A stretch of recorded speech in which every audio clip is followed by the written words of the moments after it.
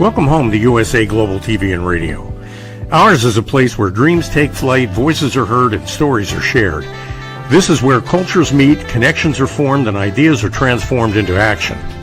This is your destination for authentic storytelling, diverse perspectives, and meaningful conversations.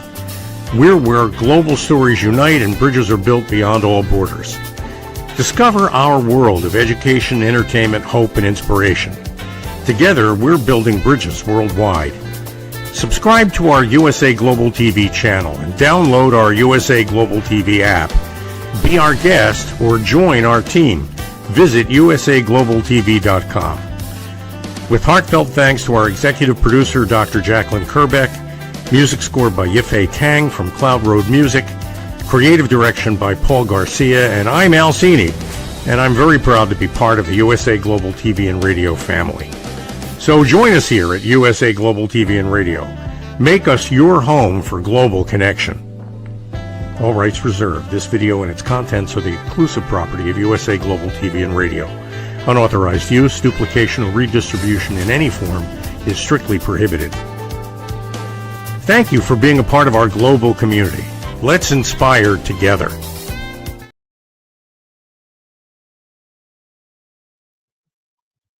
All right, everybody, welcome to You as a Whole, Body, Mind, and Soul. I'm Justin Mirigliani, and we are on USA Global TV. And just want to welcome everybody, as we usually do, get together at this time on Mondays.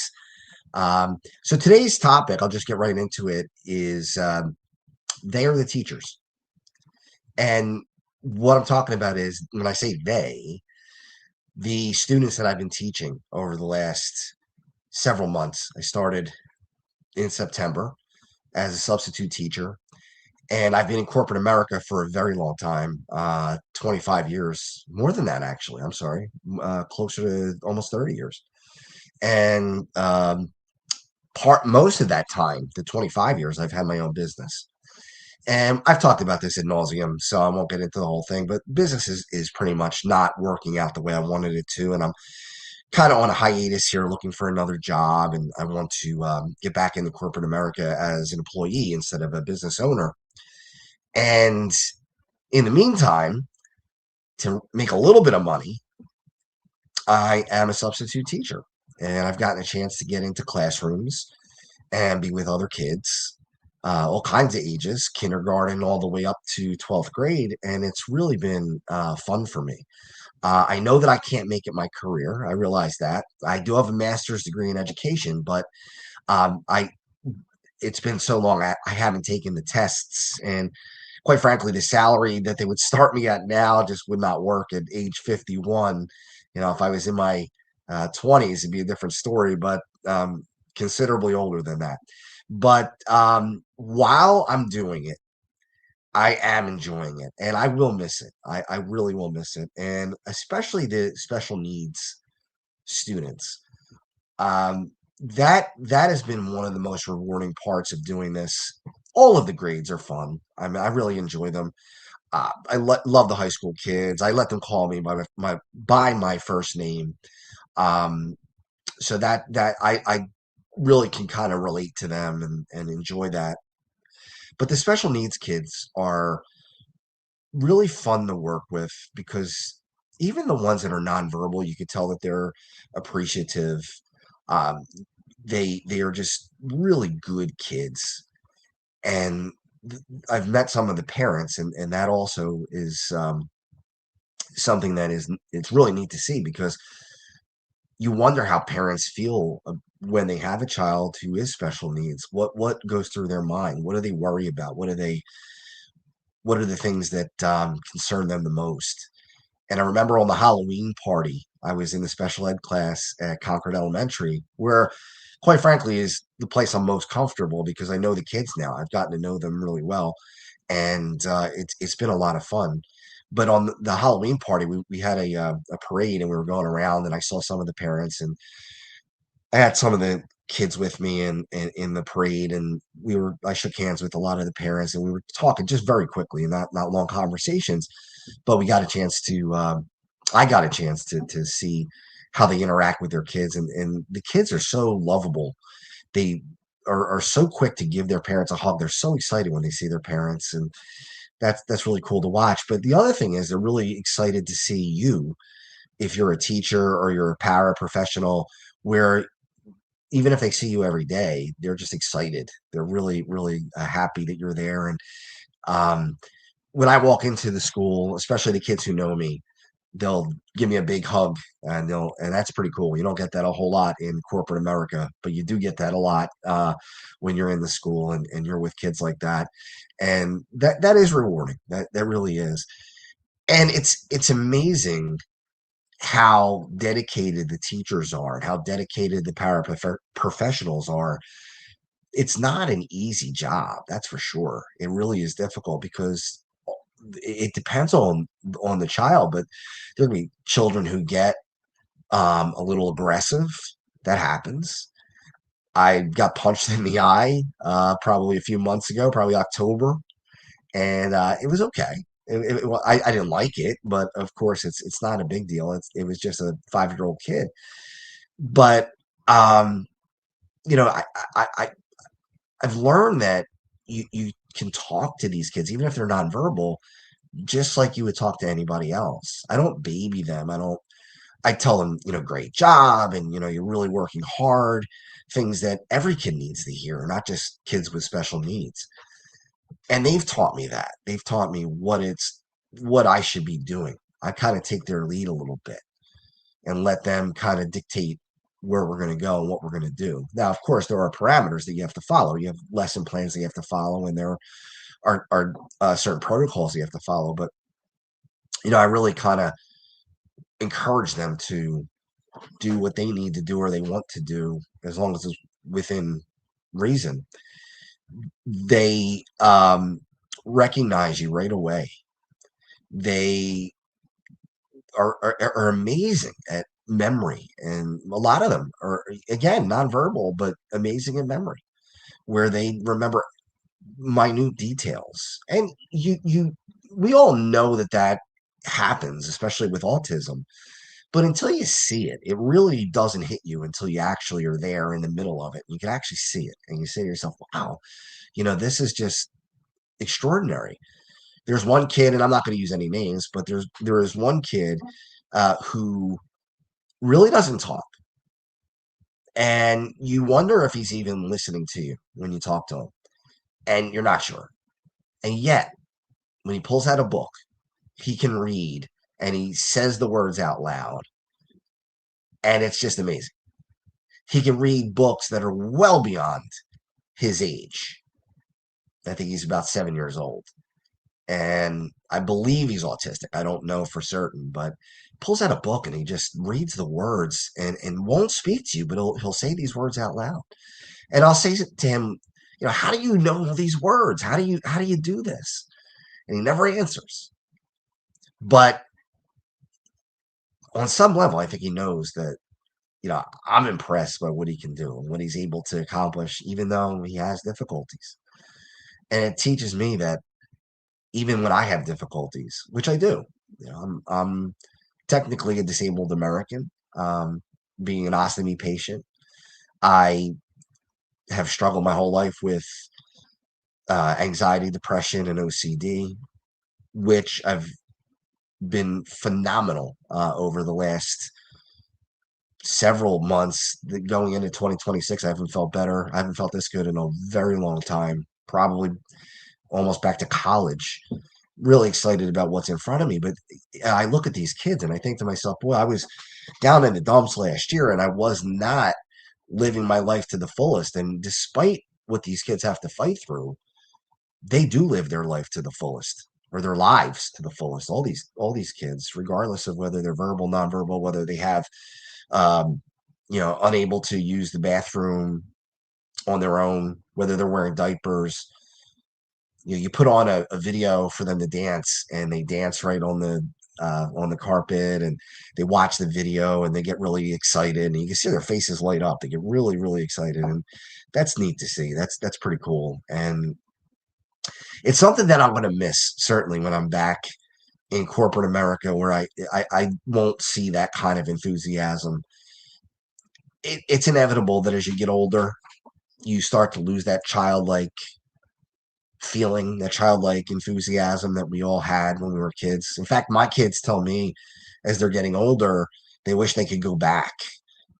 It's amazing. We spend our entire childhood wanting to get older, and we spend our entire adult life wishing we were younger, right? We always think to ourselves, man, I wish I was younger. I wish, I'm 51. I wish I was 30 again. I wish I was whatever, 10 again, just to be able to live those exciting moments. And my kids are getting up, now not old, but 19 and 14. And they look back and they say, wow, life was a little bit easier, a lot easier when I was only 8 or 9 or 10. It's the truth. Holidays aren't as exciting as they were before. No, they're not. Not when you become an adult. It's magic when you're a kid. And the one thing about these kids who have special needs, the sad part is they're not going to grow up to be able to do certain things. They're going to be limited in what they're able to do. That's just the way it is.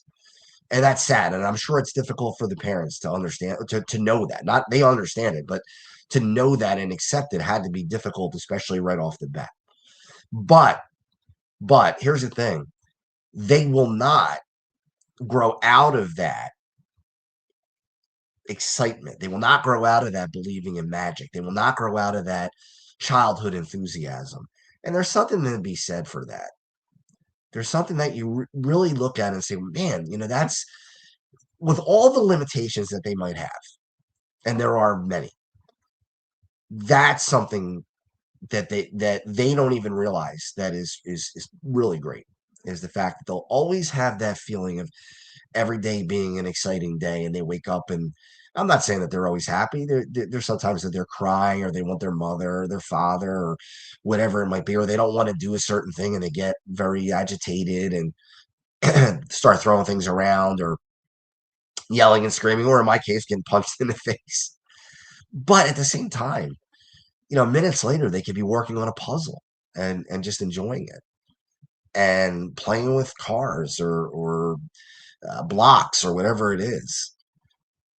They just have this innate ability to get the most out of the moment that they're in. And it's something that I think we lose as we get older. I know that I've lost it in the past. I feel like I have it back now. Certainly not to the level that a child would have it, but more than I ever have in my adult life. And that's exciting. That's exciting. The firsts are always the greatest ones, right? Your first love, that's the greatest one. Your first child is the most exciting because that makes you a parent for the first time. When you have multiple children, you love them the same. It's not that it's different, that the love is different, but the moment is different because it's not the first time. You're already a parent, so you're just becoming a parent to a second person. So the firsts, are always the ones that you look forward to. And in some ways, these kids have a lot of firsts. Every day is another first. They learn something new. They do something new. They're just excited, and that is something that really we should all take away from that. Now, my brother has been working with kids with special needs for a really long time. He's a principal of a school in California, and his kids range in age from probably 5 or 6 years old up to, I believe, 21 or 22 is when they're no longer in the school. So he teaches these young people how to interact with other people, how to potentially get a job, potentially, if they're able to work on or live on their own and be able to be self-sufficient where they don't need constant care, or maybe they can be self-sufficient for a few hours a day and not need somebody to do everything for them. It's a range. It's a range, but he's able to do that. And he's done amazing work in California. He's implemented new technologies and implemented some really amazing programs that these kids are able to be involved in. You never would get the satisfaction of that in the corporate world. I mean, I'm not saying that the corporate world is bad, and I'm not saying that it's terrible to be in an office or work remotely and work with corporations around the world. But the fact of the matter is, you're not going to get the same satisfaction that you would with young children, at least in my opinion. Maybe other people feel differently, and that's okay. That's fine. Another thing that I've learned is how to be more sensitive, and I really I don't get offended easy. It's very difficult to offend me. I get angry. Um, and I'm much better with that than I have been in the past. I'm able to control my anger a little bit more. But one thing that I got angry about last week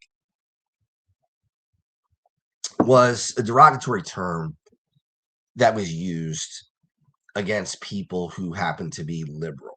And I'm not saying that this is I'm liberal or conservative. I'm not going in that direction. But whether you are liberal or conservative, um, using certain terminology can really be offensive, especially to parents. And it was directed towards liberals. I'm not going to use the term, but it's a term that was used in the past for people with Down syndrome. Now they're using lib and that part of that word. So I really want to stay away from using it. But I told people, look, if you want to use that, use a derogatory term, and you want to call people names, that's your prerogative. It's ridiculous, but it's what you do. If that do you right, if that's what you want to do. But can you stay clear of that term? Can you step away from that one? Come up with something else. It can be anything else. If you want to be offensive in another way, but don't be offensive to young kids or to parents of these young kids who see and hear that. And I'm sure some of them let it roll off their back and others don't. Others are not able to let it roll off their back. It's not a matter of being weak or being woke or being anything else. Oh, this is terrible. Don't be politically correct. No, don't be insensitive. That's all we're saying. That's all I'm saying is think about what you're saying before you say it or what you write before you write it. Even if you're angry at somebody else, it doesn't give you the right to say something that's going to be hurtful, nasty, cause them to feel pain. Why would you do that? No matter what side of any aisle that you're on, you don't want to do that. And I'm sure it's hurtful for parents of kids who have special needs, whether they have Down syndrome, autism, anything else, Asperger's, all the other anybody on the spectrum, neurodivergent children. I have family members who have children who are neurodivergent, and it's tough. It's not easy. It's a 24-hour a day job. You have to worry about everything. You have to worry about um, whether they're going to run away. You have to make sure the doors are locked. You got to make sure that they don't, when you're out with them, that they don't get lost. And if they get lost, it could be very, very dangerous. Where they wind up, who winds up picking them up. You got to worry about people in the area, who's around, who might take advantage of a child with special needs. What other dangers are there? Animals. They may not realize it, that animals can be dangerous. They may go to pet a dog that might bite. They may go into the woods. They may go near water. All these different things. So when people use derogatory language that really insults those children and those parents, it really is not necessary. You really don't need to do it. You could be offensive if you want to, but stay away from that. There's certain things that now look, I'm not giving you the green light to be offensive. I'm just saying if you're going to be offensive, you can go another route. You can be nasty and not offend children. I think children should be hands off. And maybe I wasn't sensitive enough to that before I started teaching kids with special needs. Maybe I would never use that language or say those things, but maybe it wouldn't have bothered me as much as it did this time. This time it really annoyed me. And I made it known. I wasn't nasty about it. I wasn't angry. I didn't challenge anybody to a fight or anything stupid like that. But I just said, think about what you're saying. And some people disagreed with me and said it's not a big deal. Okay, well, if that's the way you feel, that's the way you feel, but it is a big deal. You're not correct, and sometimes we got to say when things are wrong and just call them for what they are, wrong. And it's wrong to use kids with special needs as an insult to other people. Plain and simple. I really don't think there's any ambiguity here. I really don't see how anybody could disagree with that. And there were people who disagreed with that, which is a head scratcher. But let's get back to the positive. These children can give you such insight into what it is to be human. They have an ability to see through any kind of obstacles. They look at you as, I'll give you an example. One kid was crying and he was all upset, and he's nonverbal. He's got a board where he could type and say things, and I forget what was going on, but he was really really upset, and I said, "Hey, come on, what's going on? Tell me what you need. What's happening?" And he wouldn't tell me for a little while, for probably about 30 seconds. I said, "Come on." I said, "Just tell me what's going on. Why are you crying? What can I do to help you?" And then he just jumped up in my arms and he sat on my lap and he just wanted to stay there. That's it. That's all he did. Was just sat on my lap, and all of a sudden he stopped crying and he just sat there and he put his head on my chest, and we just sat there, and I said, "Okay, if that's what you need, if that's what is going to help you feel better, it's fine." And we just sat there, and I didn't tell him, "Well, you got to do your work, or you have to, um, you know, you can't sit here," or no. I just let him stay and just be relaxed, and we took it from there. Um, that's that's a gift from those kids.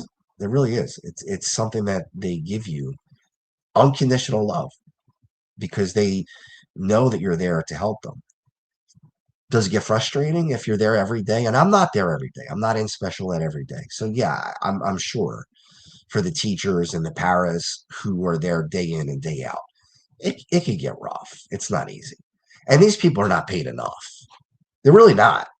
It's a much harder job than people think. People think, well, you just go to this classroom and all you do is just tell these kids to draw or play with toys or play with puzzles, or you read them a book or you play them a video and that's it. Day's done. That's not how it works. That's not how it works. I was in the library with kids, I was the teacher, the sub, and we had the paraprofessionals there, and they have what they call a runner. And a runner is a kid who runs away and tries to get out of school, tries to run out the door. And I remember following this kid all over the place. And then she made a run for it. She went right for the door and she was going real quick. And she was fast. And I had to run. I had a bolt for the door. And I got there and I just slid in front of her. And she ran right into me. And I just scooped her up and just turned her back around and brought her there. And, I'm not trained in restraint. So I did it very softly. It was necessary. It wasn't something that I could avoid. I try not to touch the kids in any way because of the environment that we live in right now. Um, and I get it. I get it. There are people out there that are despicable, to do things to children that are just beyond belief. And I get why there are certain rules in place. But at the same time, if a kid's going to be injured or possibly leave the school, I'd rather lose the gig than allow that to happen, or allow this kid to sit in my lap because he needs to at that time. Or you're not allowed to, again, restrain, but scooping that girl up in my arms and just turning her around. I mean, the alternative was to let her run out of the school. I'm not going to do that. That's just not going to happen.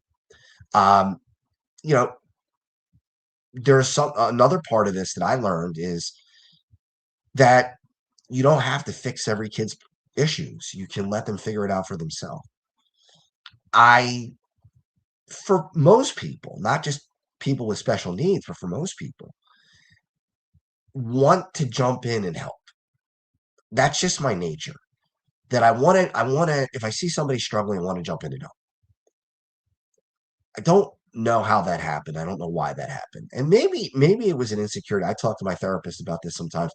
Maybe it's an insecurity that I have, that I feel like I need to be needed. I don't know. I don't know. And I'm working on that. I'm trying to figure it out. But in any case, I've learned how to back off a little bit, where if these children are struggling, I don't look at them as special needs kids. I look at them as just a human being who's struggling and let them try to take care of it themselves.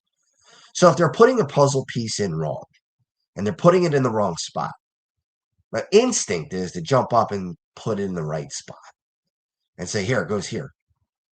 And I have to kind of cut that back and say to myself, listen, it let them figure it out. Because I'm not doing them any favors by doing it for them. It is necessary for them to become self-reliant as much as possible.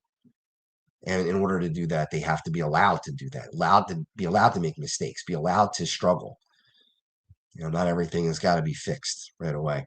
And I've written a book, and it's just with life circumstances not being able to get it out. But I wrote a book about my own struggles with mental illness and also with ulcerative colitis, being chronically ill, and then having the ostomy surgery. And life circumstances have not allowed me to get that book out, but it's all edited and ready to go. And I just have to take photos for it and that type of thing. But one of the chapters I write about is the Fonzie syndrome. I know I have a cold, so I'll repeat that. Fonzie, the character from Happy Days. And what I call the Fonzie syndrome is kind of what I've already explained. A need to be the knight in shining armor, the hero, as much as possible. For those who remember Happy Days, and it's funny because my therapist is probably in her early 30s. So when I mentioned the Fonzie syndrome to her, she had no idea what I was talking about. She said, "Who's Fonzie?" I thought, wow, I am getting old. At 51, I remember the 70s and 80s. So I remember Fonzie, and it was a great character on Happy Days, for those who remember the show Happy Days. But the character Fonzie was always there to save the day, no matter what it was. Whether it was somebody being beaten up, Fonzie would come and take care of that. Or I remember episodes where somebody was taking advantage of a girl and Fonzie stepped in and saved the girl. Or an episode where there was a fire in the Arnold's, which was a diner, I guess, or a restaurant. And Fonzie saved the day there too. He kept everybody calm. He was always stepping in. When somebody needed something, whether, airplane tickets, Fonzie came through and had the airplane tickets. And I'm just remembering episodes as I'm talking to you. And that's a TV show. That's not real life. And I looked at that character as I grew up and wanted to be that character as much as possible. I wanted to be Fonzie. And that's what I call the Fonzie syndrome. A lot of people have it. I'm not the only person who has it. You have to learn that that is a TV show, and that is a character on a TV show, and it's not real. And as much as you want to be the hero for anyone, but especially kids who have special needs, that's something that you have to curtail. And you have to say to yourself, look, I can't fix everything. Would I like to be able to? Sure. Anybody would. But there are certain things that are out of my control. And I've learned to accept it. I've learned to accept it. Because if I don't, I'm just going to be miserable. And that's what these kids are able to accept. They have limitations and I'm sure they know it. I'm sure they know it on some level. But yet, they just go on with their life and they do fun things.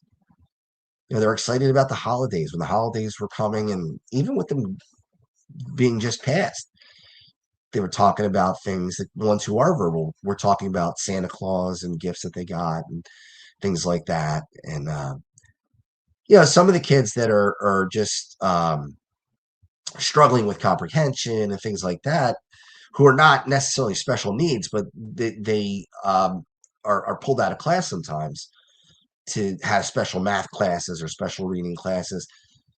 They're just incredible kids. I mean, they're really a lot of fun. And I had one kid, and again, I'm not going to use any names, but I would say things like, we were counting to 10. We were using 10 as the base 10. And I would say, well, if we have five of these and five of these, what do we have? Then five red blocks and five green blocks, because he wanted to do Christmas colors. So I said, all right, let's do Christmas colors. So we did red blocks and green blocks, five and five. He said, how many do we have? He said, obviously 10. Like, I didn't know, like, how could you not know that? You're a teacher. How could you not possibly know that 5 plus 5 is 10? I loved it. I thought that was great. I didn't, it was awesome. So then we were kind of changing things. I said, well, what if we only had uh, four of these? We had six of these. That 10? He goes, obviously that's 10. 6 plus 4 is 10. It's still 10. And then we kind of kept going with it, moving around, 7 and 3 and 9 and 1, and and every time we did it, he kept saying, obviously it's 10, and I thought that was great. I thought that was great, and he couldn't wait to write it down. He couldn't wait to put it in his on his paper, on his worksheet, and it was a lot of fun. It was a lot of fun, and yeah, are there frustrations when you have kids that won't listen, that are not on the spectrum but have some learning disabilities? Yeah, it's tough. I mean, if they're not going to do their work, and I hate to say this because it does sound sexist, but boys are tougher than girls. It's true. It really is true. It's not a slight against boys. I just think it's the way that we develop. But you see it. The boys are much rougher. I don't have to say to the girls a lot, stop wrestling. Do I have to say it to the boys? Yeah, a lot. Don't don't touch him. Don't push him. Don't shove. No wrestling, no fighting, no throwing. That's another thing that happens a lot with the boys is they throw stuff. I don't get angry. I get frustrated, but I don't get angry. And there is a difference. And I try as best I can to appeal to their wanting something. So, hey, look, if you do this, we have extra time. At the end of the day, we'll do whatever. We'll have extra playtime, or I'll talk to your teacher and tell them that you should get a special treat for what you've done, because you've done good work. And I'm not saying it works 100% of the time. It doesn't, but it works a lot of the time. And when you reward one child, other children want to be rewarded as well. And that's a good thing. That's really good. Um, I like the fact that other students who are not special needs students take care of some of the special needs students. I see it at lunch. I didn't know what to expect as far as how the kids who are not special needs, kids who are not on the spectrum, how they would respond to kids who are, especially kids who are nonverbal. I had never seen that interaction before, really, in personally up close. And it's really cool to see how these kids take care of these other kids. They open packages for them that they can't open, or they help them get a fork or a spoon, or they help them clean up if they spill something. Somebody is teaching these kids right. There are parents out there that are teaching their kids the right thing to do. And I hope that continues as they get older. I hope that's something that continues as they grow and they get into the upper grades and in high school. Again, I don't like to go too negative, but my daughter was telling me that there are kids that,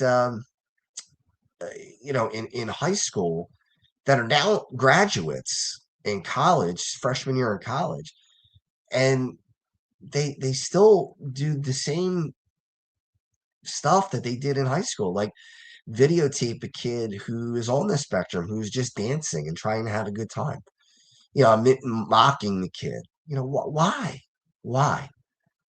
And then you see a young kid, fourth grade, third grade, whatever, and they see a kid who is on the spectrum and they want to take their instinct is to take care of them. Their instinct is, I want to help this kid. I want to be there and do what I can. I'm not going to make fun of them.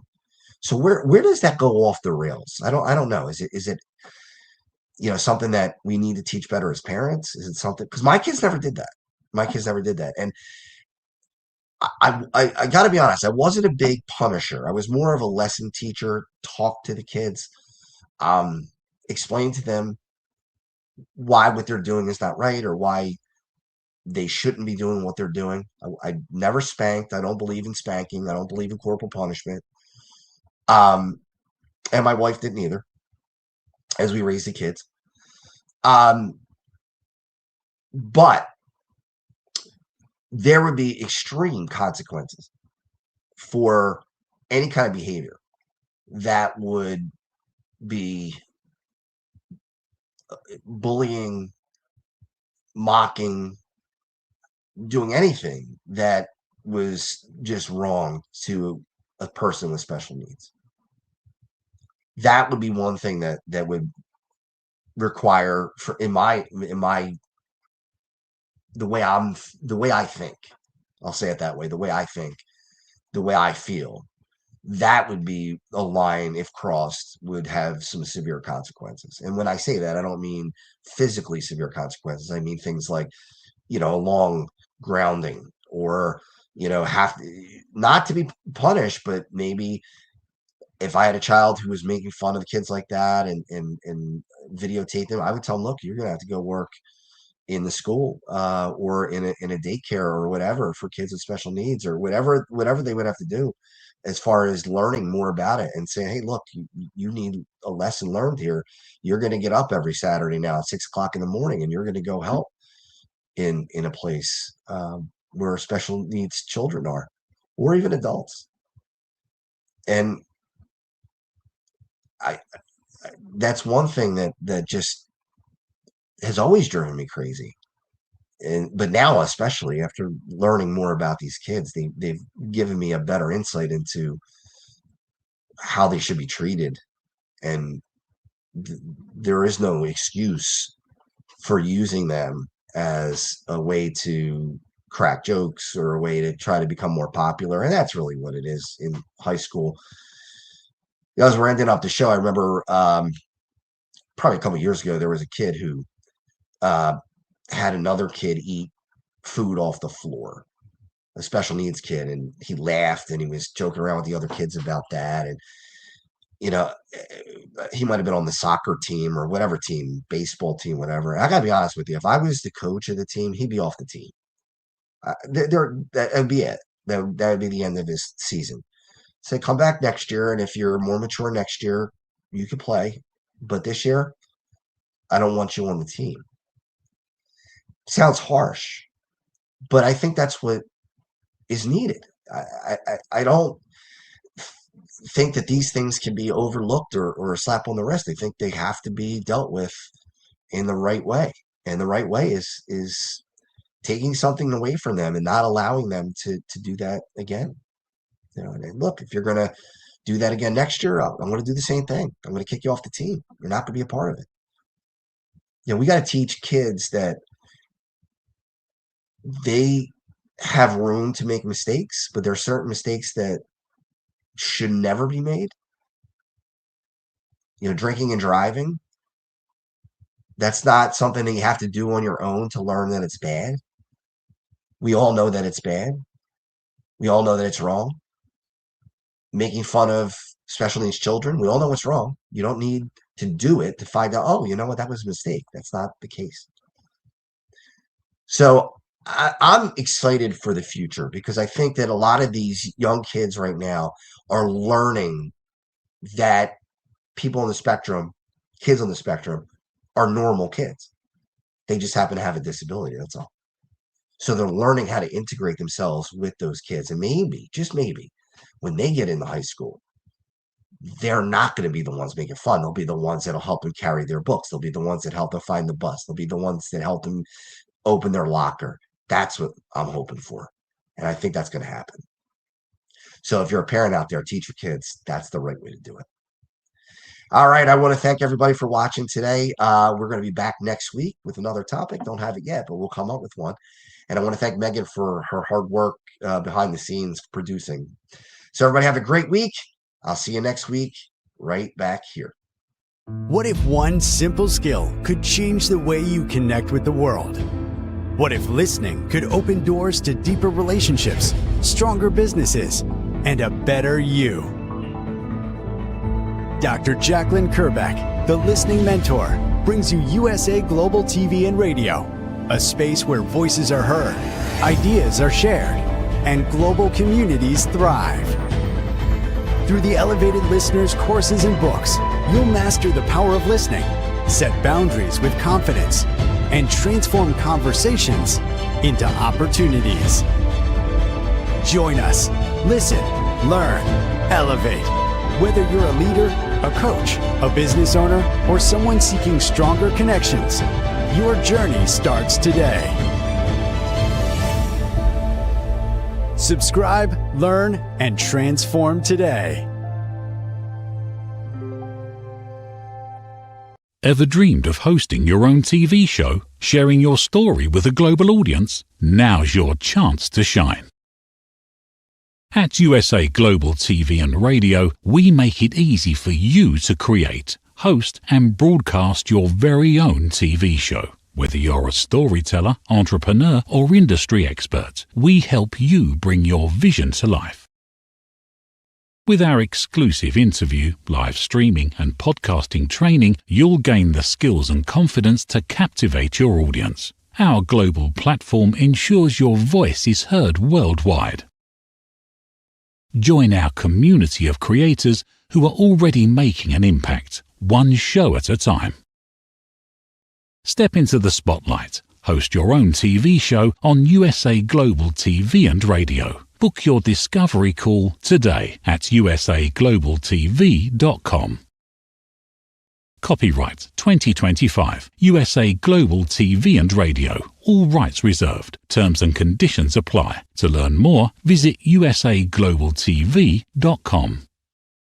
Thank you, viewers and listeners of USA Global TV and Radio, for joining us today. We're honored to have your time and attention as part of our global community. At USA Global TV and Radio, we believe in the power of authentic conversations, meaningful connections, and creating a world of possibilities together. Want to be part of something bigger?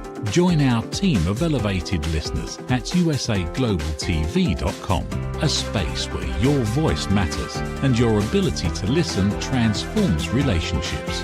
Stay connected with us across all our platforms for thought-provoking discussions, expert insights, and empowering stories. Subscribe to our channels at youtube.com/c/USAGlobalTV.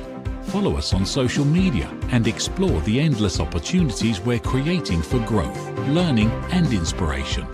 Together, we're not just broadcasting, we're building bridges and changing lives one conversation at a time. For inquiries, contact us at info@usaglobaltv.com. Music by Johnny Dies. Produced by Executive Producer and Director Dr. Jacqueline Kerbeck. Voiceover by Mike Porter. Creative Direction by Paul Garcia. All rights reserved. Copyright 2025. Visit usaglobaltv.com to view our full terms and conditions.